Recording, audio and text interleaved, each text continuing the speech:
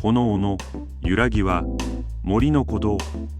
薪が燃えることで生まれる熱は自然がくれたエネルギーそのものです。やがて灰は土に帰り、次の稲とを育てます。